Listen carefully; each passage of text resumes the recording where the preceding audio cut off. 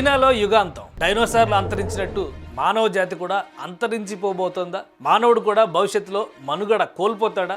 భూమి మీద మానవాళి చేస్తున్న ప్రయోగాలకి ప్రకృతి కన్నెర్ర చేస్తోందా?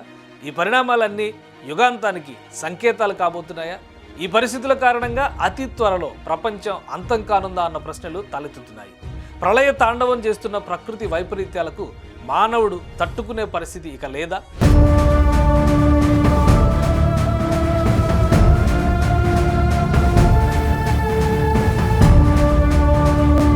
ప్రపంచవ్యాప్తంగా జరుగుతున్న ప్రకృతి విపత్తులు ఈ వాదనకు బలం చేకూరుస్తున్నాయా అంటే అవుననే సమాధానం వినిపిస్తుంది. అకస్మాత్తుగా వస్తున్న వరదలకు, ఎండలకే వేల ప్రాణాలు కోల్పోయి ఆస్తి నష్టం వాటిల్లుతున్న దృశ్యాలు మన కళ్ళ ముందునే జరుగుతున్నాయి. ఇప్పుడు చైనాలో సంభవిస్తున్న ప్రకృతి వైపరీత్యాలు చూస్తుంటే మానవాళికి ముప్పు పొంచి ఉందని చాలా స్పష్టంగా తెలుస్తుంది.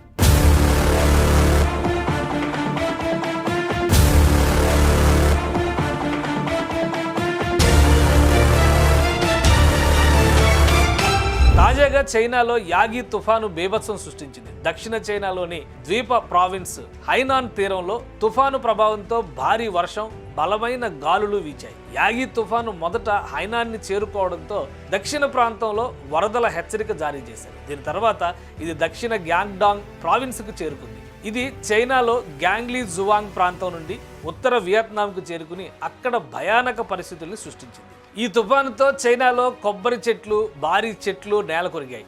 ఎక్కడికక్కడ బిల్ బోర్డులు పడిపోయాయి, వాహనాలు బోల్తా కొట్టాయి.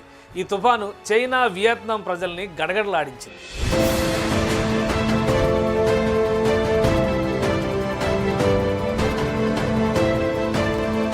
చైనాలో వచ్చిన తుఫానుకి రోడ్లపై వాహనాలు, ఇళ్లలో సామాన్లు, పెద్ద పెద్ద అద్దాల మేడలు సైతం గాలికి కుప్పకూలిపోతున్న పరిస్థితి. సాధారణ తుఫాను వస్తేనే ఇళ్ల పైకప్పులు, వస్తువులు, వాహనాలు వంటివి చెల్లాచెదురైపోతుంటాయి. అలాంటిది 240 నుండి 250 కిలోమీటర్ల వేగంతో చైనాలో వచ్చిన యాగి తుఫాను పరిస్థితిని అధ్వాన్నంగా మార్చేసింది. ఇలాంటి ప్రకృతి వైపరీత్యాలు రానున్న రోజుల్లో వస్తే మానవుడు జీవించే పరిస్థితి ఉందా అన్న అనుమానాలు ఇప్పుడు ఊపందుకున్నాయి.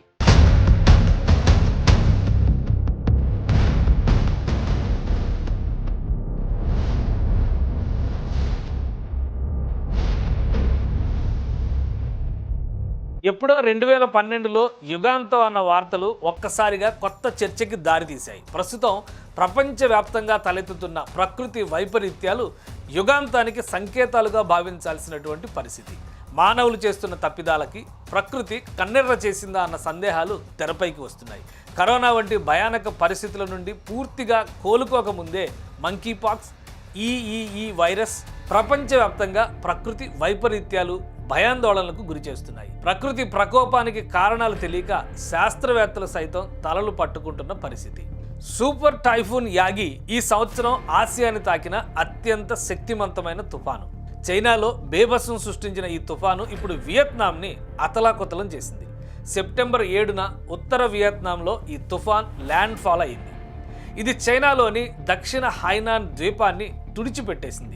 యాగి 2024లో ప్రపంచంలో అత్యంత బలమైన ఉష్ణమండల తుఫాను. వారం ప్రారంభంలో ఏర్పడి ఫిలిప్పీన్స్, ఉత్తర వియత్నాం, హైనాన్ మీదుగా బేభత్సం సృష్టించింది.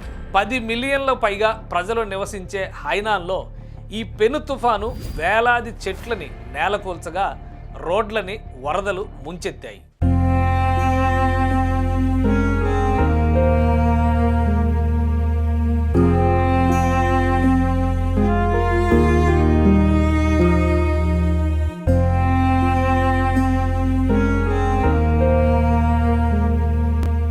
అత్యంత వేగంగా వీచిన గాలులు భవనాలపై విరుచుకుపడ్డాయి. దీంతో అద్దాల మేడలు ఊడ్చుకుపోయాయి.